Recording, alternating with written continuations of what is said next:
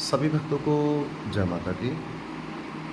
मंगलमय प्रातःकाल के साथ मंगलमय शुभकामनाएं सभी भक्तों के लिए। खासतौर से सावन का सोमवार आज है, तो सावन के सोमवार के भी भाई भक्तों को हार्दिक शुभकामनाएं। और जैसा कि देखा गया है कि आजकल मौसम बहुत सुहावना हुआ है, मौसम बहुत अच्छा है। लगातार बारिश की बौछार चल रही है, गर्मी का आभास भी नहीं हो रहा कि गर्मी है या नहीं है।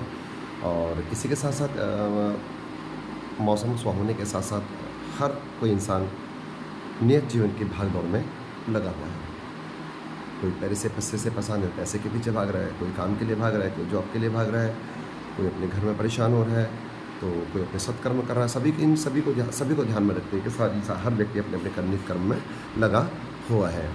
तो इन्हीं सब काम को देखते हुए कहा जाता है, देखिए, अगर इंसान नियति में, मानव जीवन में अगर आपने सत्कर्म किया है, अगर आपने कभी किसी का गलत नहीं किया है, हमेशा सच बोला है, बड़ों का सम्मान किया है, तो ऐसे जातक कभी भी किसी से परेशान नहीं होते हैं।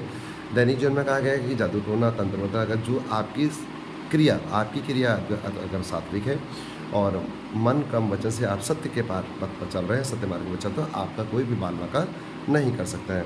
इसके साथ देखिए, कहा जाता है कि जिन भक्तों की कुंडली में सूर्य की दशा चल रही होती है, सूर्य की दशा के लिए जैसे हमने पहले भी बताया कि सूर्य की दशा चलने वाले जातकों को अपने कुंडली को देखते हुए आदित्य हृदय स्रोत का पाठ करना चाहिए। आदित्य हृदय स्रोत का पाठ अगर वो जातक अगर रविवार के दिन करें तो बहुत उत्तम माना जाता है। और उसके साथ साथ जो भक्त सूर्य की दशा से परेशान है या जिन पर सूर्य की दशा चल रही है, तो उनको ये कहा जाता है अगर वो सूर्य गायत्री करें तो उसका विशेष फल उन भक्त जातकों को मिलता है। जैसे सूर्य गायत्री का जो मंत्र है वो मैं बोलना दे रहा हूँ। ओम भास्कराय विद्महे महातेज से धीमहि तन्नो सूर्य प्रचोदयात्। देखिए फिर से ध्यान रखेंगे, जैसे ओम भास्कराय विद्महे महातेज से धीमहि तन्नो सूर्य प्रचोदयात्। इस तरह से करके अगर एक माला करते हैं तो उन जातकों को जिनके सूर्य कुंडली में सूर्य की दशा चली उनको काफ़ी आराम मिलता है, यानी कि बच्चों उनका सूर्य प्रबल होता है और उनको उनके कुंडल में सूर्य की दशा थोड़ी शांत होनी चालू होती है। इसके साथ साथ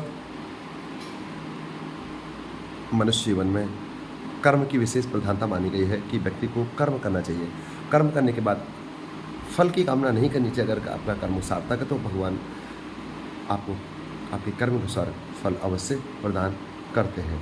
और यही सत्यक्रम कहा गया है कि इंसान हम जो यहाँ भविष्य जीवन में करके जाते हैं उसका ही पूर्ण जो फल होता है वो हमारे साथ जाता है। और उसका ही जो पूर्ण फल का जो आशीर्वाद है वो हमारे पूर्वजों को, हमारे संतानों को आगे को भोगना भी पड़ता है। पुराने समय पर कहा गया है, देखिए, हर कोई इंसान, हर कोई किसी का घर का बहुत कुछ बिगड़ा हुआ है क्योंकि सत्कर्म बिल्कुल भी नहीं हो पा रहा है। आदमी अगर घर में अगर किसी व्यक्ति की डेथ होती है तो व्यक्ति का 2 या 3 दिन में सत्कर्म पूरा कर्म किया जाता, तो इससे पितृ तृप्ति भी नहीं हो पाती है। इससे मनुष्य योनि में जो व्यक्ति आए हैं वो अपने सत्कर्म को ध्यान रखते हैं, अपने कर्म को नियम अनुसार अपने कर्म के अनुसार ही कर्म करेंगे। तो चलिए इसके बाद एक बात और बताते हैं हमको कि जिन भक्तों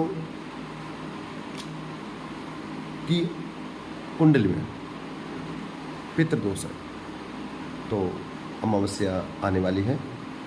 और उस अमावस्या के दिन ऐसे भक्त जिनकी कुंडली में बहुत ज़्यादा पितृदोष हो रहा है, वो पितृ नहीं मान रहा है, तो उसके लिए आप आटा, जौ, तिल, शहद, तुलसी, दूध, चीनी मिलाकर एक पिंड बनाएं और पिंड बताते समय गायत्री मंत्र का उच्चारण करना है।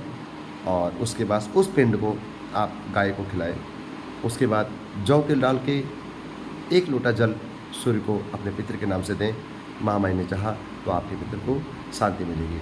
इससे साथ कहा जाता है, देखिए, पूर्व में बहुत से लोग परेशान होते हैं, भक्त परेशान होते हैं, और जिनके घर में पूर्व में कोई शादी कही हुई है, शादी छोड़ दी गई है, पत्नी को छोड़ दिया गया है, उसकी कहीं डेथ हो गई है और उसका कर्म नहीं हुआ, वो लोग भी अगर ज़्यादा पितृ में परेशान होते हैं तो उनके लिए कहा गया था ऐसे पितरों को हरिद्वार जाके अगर त्रिपिंडी श्राद्ध किया जाए, उससे हमारा पितृ शांत होता है।